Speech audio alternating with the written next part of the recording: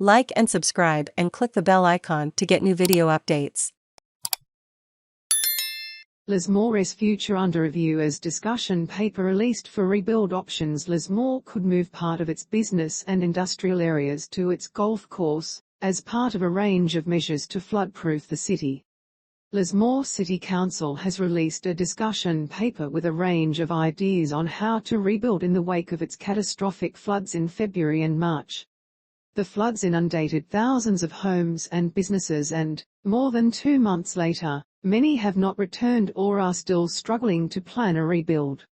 Council General Manager John Walker said the aim was to put forward the paper with a range of ideas for public feedback and discussion. Included in what was suggested is a planned retreat of residential dwellings in North and South Lismore, he said. That is where the issue of land swaps and buybacks would come into play. Mr. Walker said the paper also proposed maintaining the CBD in its current riverside location with extra flood protection measures. But he said the council also needed to identify land for other light industrial areas.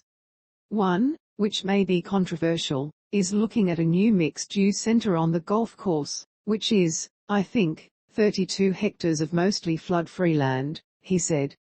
He said he expected the public discussion would be emotional for North and South Lismore residents, who were among the worst hit by the floods. People who have lived there long-term and want to stay there despite the floods, people who don't know where to go because at the moment we don't have that land available for land swaps, Mr. Walker said. There is going to be a whole lot of emotions and decisions around that core issue of retreating the residential dwellings there. Mr. Walker said the process would be a complex one that involved state government and the Housing Task Force. Opportunity to give feedback. Lismore Mayor Steve Krieg said all options were up for discussion. This is a discussion paper and floating ideas, giving people the opportunity to speak and voice their opinions as to where they want to see Lismore head, he said. This is people's livelihoods and people's homes and people's businesses. We need to get an overall picture of what people are thinking before we can take on board the idea of where Lismore is going to be in the next 5, 10, or 15 years' time. The discussion paper was released ahead of a public meeting in Lismore tonight for the state government's independent flood inquiry. Premier Dominic Perrottet said the community feedback would be vital. We want to work through this in a way that ensures, as we rebuild our local communities in the Northern Rivers, we do so in a way that works and builds resilience, he said. I want a fair dinkum report that goes to the heart of the issue, gives the government strong advice, and we'll look at it. Meanwhile, Lismore City Council will hold 2 public forums for feedback on its discussion paper later this month. Residents are also invited to provide written feedback before June 10. Climate report highlights need for new approach. The discussion about Lismore'S future comes as the Climate Council warns of the increased risk facing Australian homes from worse weather extremes.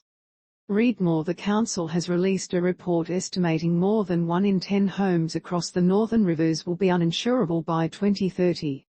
The Richmond electorate, which includes Tweed Heads and Byron Bay, has been ranked second in the country for the percentage of high-risk properties.